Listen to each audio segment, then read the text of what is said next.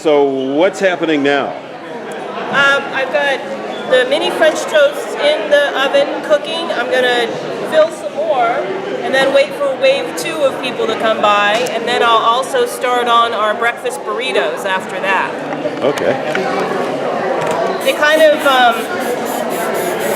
they come in waves, they watch what I'm doing, they go away, they come back and eat. And a lot of my purpose in being here is promoting the really wonderful products that our vendors have and showing people how to use them, what to do with them, giving them inspiration and new ideas. How are you? Well, thank you. I'm going to use some of your breads in my cooking demo today. Yeah, please do. You know, I'll take some red pepper hummus too. So I'll take one of each of the wheat and the white, and a red pepper hummus. So 2 bread, 1 hummus.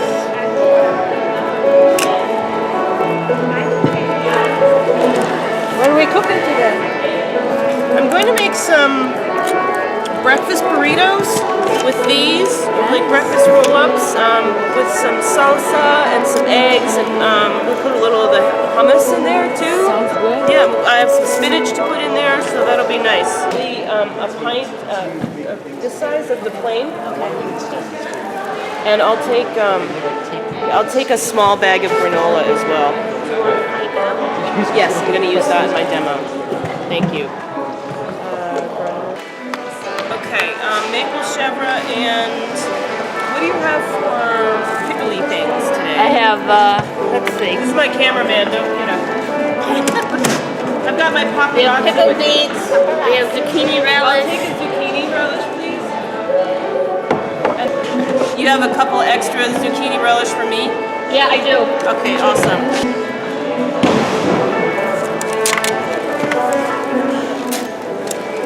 Thank you. Thank you, sweets. So we've got cinnamon raisin bread here. So you have to taste it to make sure it's really nice. Alright, you guys, is it okay? Can I use it in my, yeah? Okay? I really like it with raisins. Here, I'll take the scrambled eggs in a pan. So then we need a little bit more liquid in here. Milk? This is actually almond milk. Oh. Could you do it with any milk? Yes, you can. This, I forgot to bring milk with me today, so I went up to my friends at Poor Man's. Oh, by the way, Poor Man's, Jim has been making some Irish whiskey chocolate brownies today. They were about this big. This was my breakfast. I highly advise you to go up to the stage. That looks like a good breakfast. That was an amazing breakfast. Hi, how are you? Good. Right now we're going to do some little French toast cups, so I'm going to make them in little bitty muffin cups. I've got some cinnamon raisin bread from the Popover Lady, and I've cracked some eggs in here. I've also put some maple chèvre from Jane down at West River Creamery. It's just going to kind of give a richness to the toast. And I'm not really putting any sugar in the batter because our bread is so sweet that we really don't need it. I'm going to put a little bit extra I'm using almond milk today. And it's just really simple, so I'm going to pour the custard over it. Haley, that look good. Do you think that we might need maple syrup for this? Or do you think it's going to be sweet enough? Sweet enough. It's going to be sweet enough? What do you think, Millie? Should she add maple syrup or sweet enough?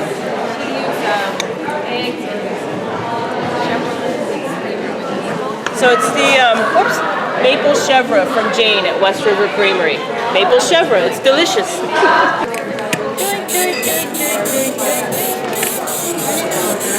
There. Awesome. Well, we're making some cinnamon raisin French toast. We're gonna make little toast cups out of it. So I'm gonna use my gloved hands here because it's gonna be easier for me to. You just put them in. How fun are these? Right? What do you think of that stuff? Looks is my paparazzi today. He's following me. Whoa. Wow, that's intense, man. That's some French toast love right there. How many calories is that love? They're little, so they don't count. I like that. How is it, guys? Thumbs up, huh? Awesome. We love thumbs up. Can I have a yummy dance for that? Yummy dance. Oh, love yummy dance. Woohoo! We got yummy dance. All right. What do you think, Kathleen? That's good. Isn't it amazing? That looks like a happy face right there. Yeah. There you go. You're welcome.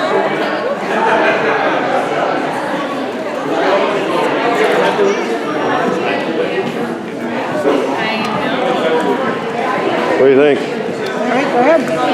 Thank you, Holly. Nice and moist. Hi. How are you today? I love the sparkles. Those are fabulous. I have a little bit of French toast. Would you like to try some? Yeah? Okay. Are you allergic to nuts at all? Awesome to hear. Dad, would you like to try some? You're welcome. Come back. I'm going to do some breakfast burritos, so go shop and then come back and I'll do some... I'm going to make some breakfast burritos. And this is? This is chopped spinach for the breakfast burritos that I'm going to... Actually, with spinach, then you chopped it. Yes, it was spinach. They don't grow chopped spinach, do they? I don't know. Yeah, you know, you might make a lot of money if you grow a plant that had chopped spinach already. It's like boneless chicken, coming up with an Yes. official boneless chicken. Alright, so chopping spinach, oil in the pan.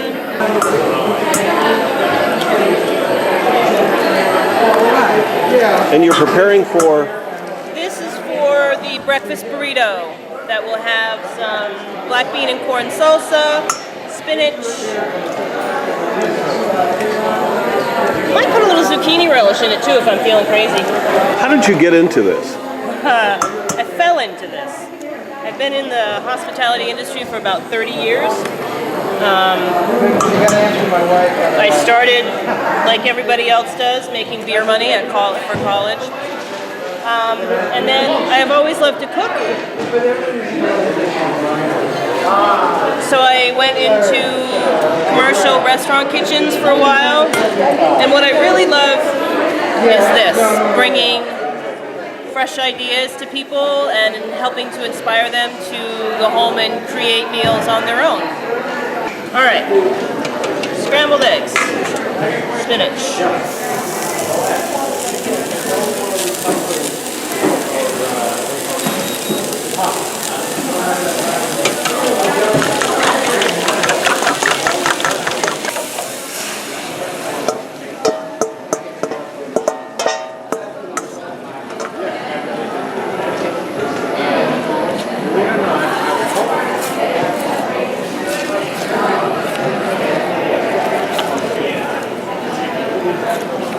Okay, this looks good, whatever it This is.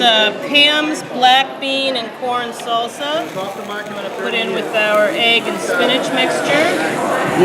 Thank you. We Oh, did good. good. It was so nice We to did see you. good. Nice to see you. I'll see you in yoga. Tuesday. Great. Oh, good. Take care.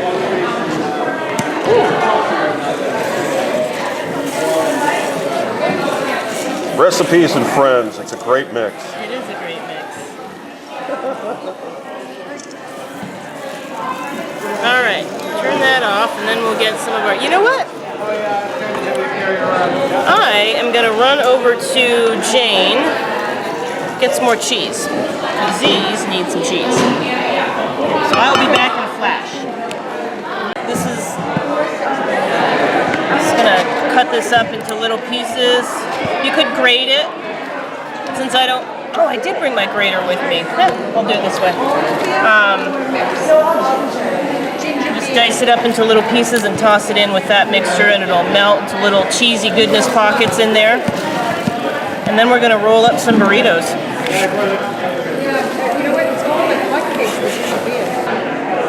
And I think I'm gonna top them off with some of that zucchini relish too.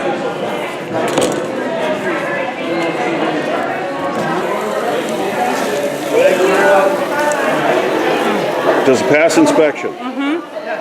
Yes. It does. Wow. Those are okay. You know, I can do this. I'm thinking as I go here as to how I want to use this. That's what I like, adventure. Adventure and good food. Yes. I think Anthony Bourdain is making a living on that.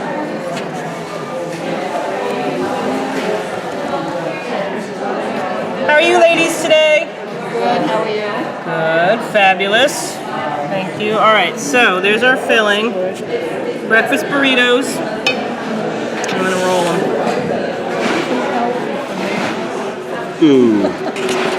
There. Now we'll do some.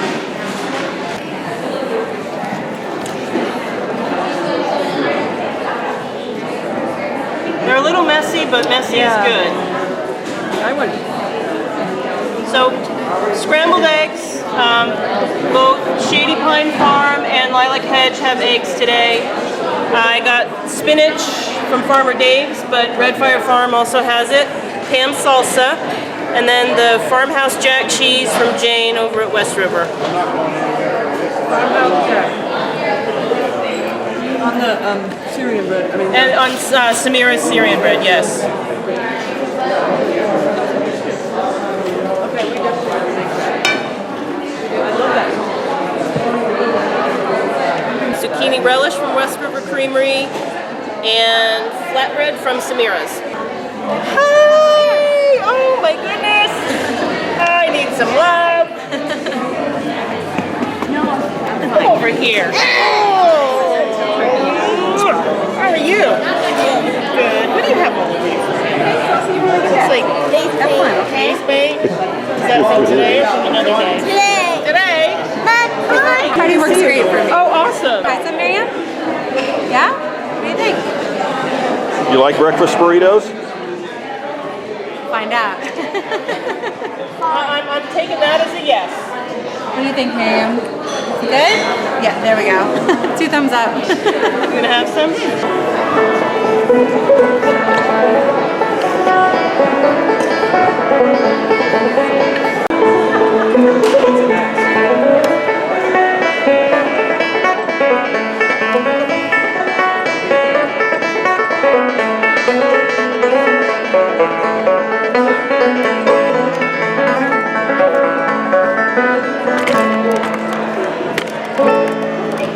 Well, what we're doing, we're mixing 2 different banjo styles. It's all old-time country music, old-time Appalachian country music.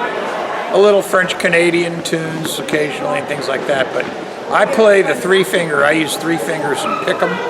Yeah. Pick the banjo like that, sort of like a scrub style, bluegrass style, and he's playing the old-time mountain clawhammer style. Yeah, and I have a little pick that I use this way.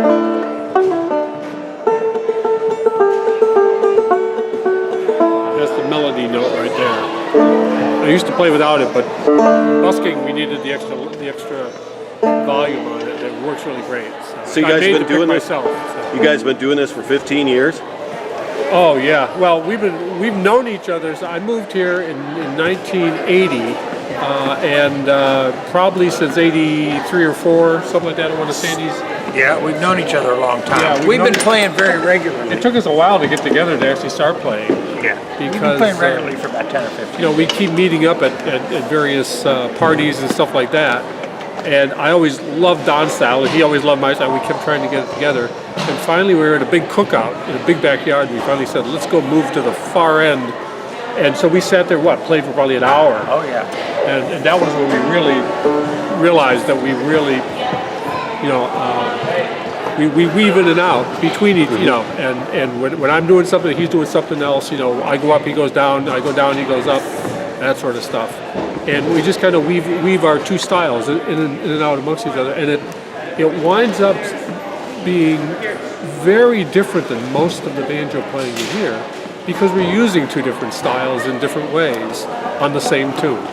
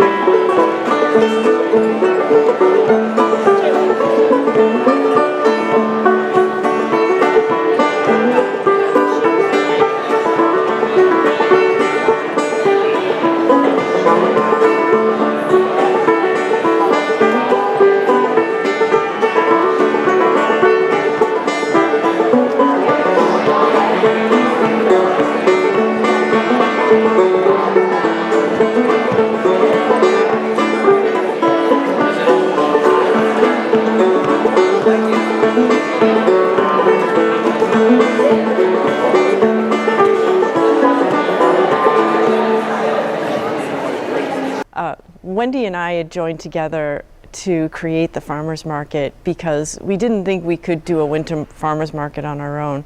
We knew we each wanted a winter farmers market, but having it done as a joint effort made it all the more able for us to do that.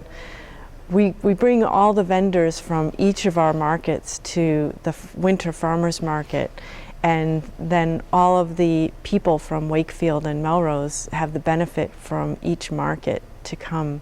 All the market goers come each month and they say hi to each other. They come out of their hibernations from the winter, and they're able to enjoy themselves in this little oasis for winter, especially the winter we had this year.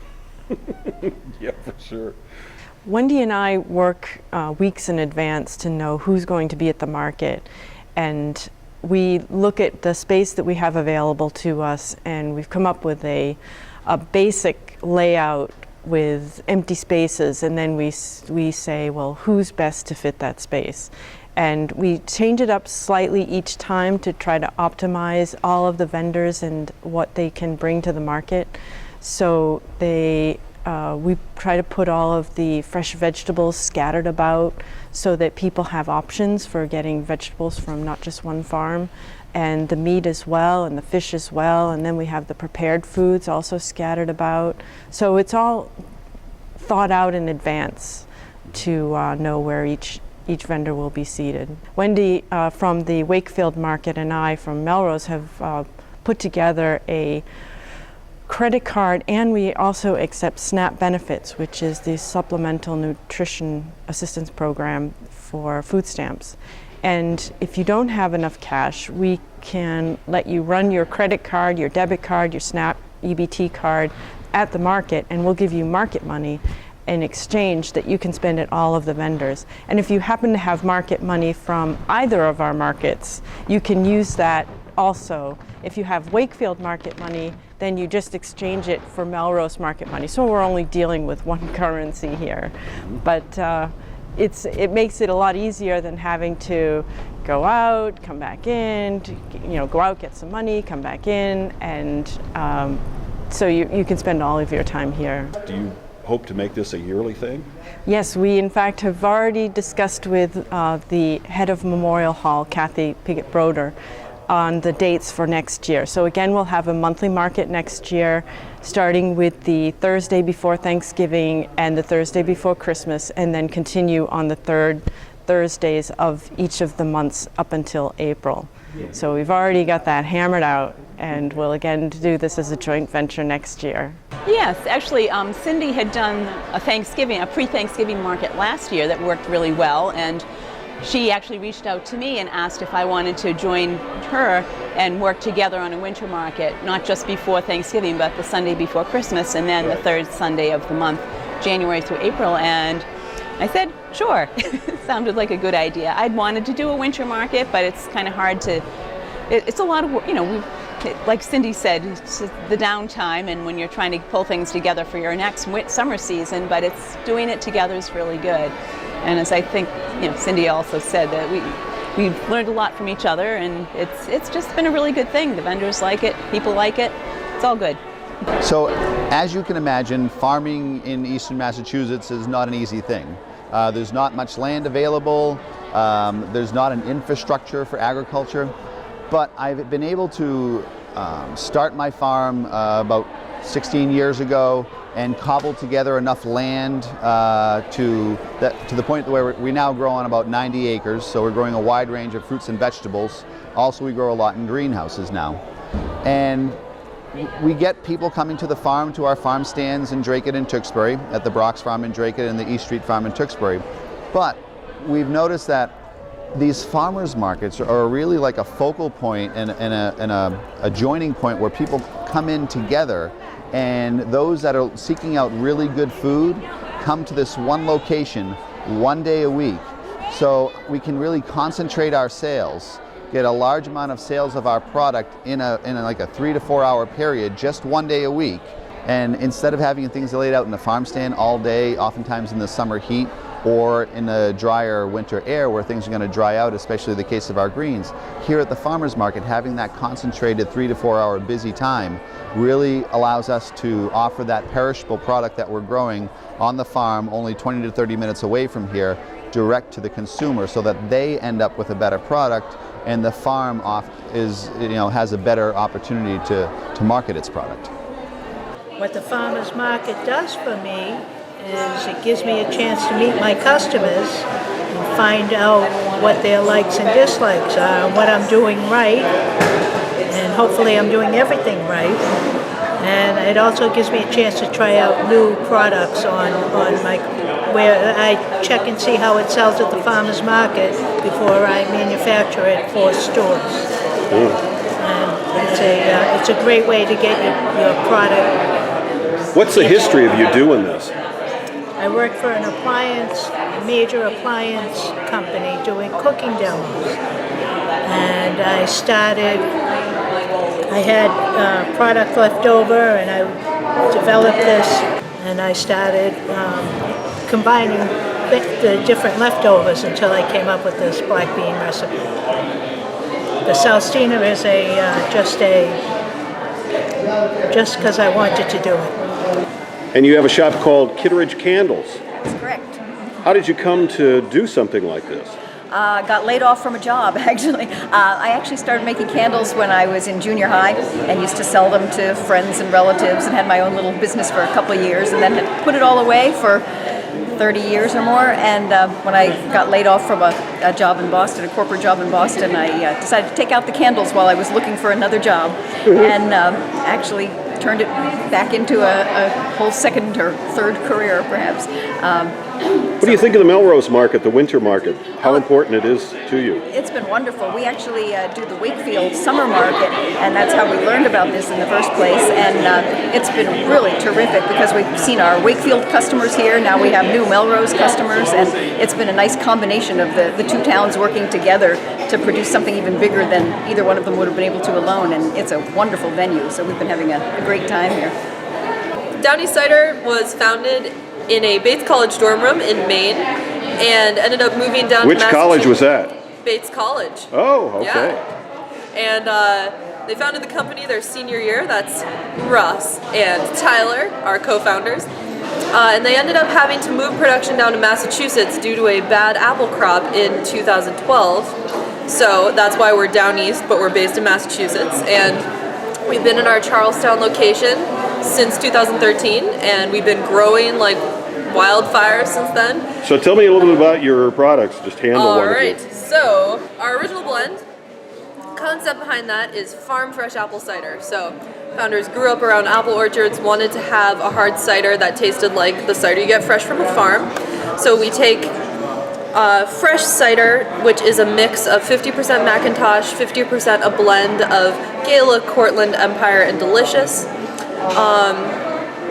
We take that fresh cider, ferment it with ale yeast, and That's our cider. We don't filter it.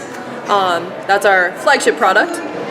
For our cranberry blend, we take that original blend and just add fresh cranberry juice to the end of fermentation.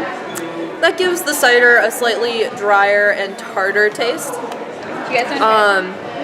And then our newest year-round release is our unoriginal blend. So How unoriginal is unoriginal? unoriginal is pretty unoriginal. It's based on the tradition, the cider tradition going back to France and England.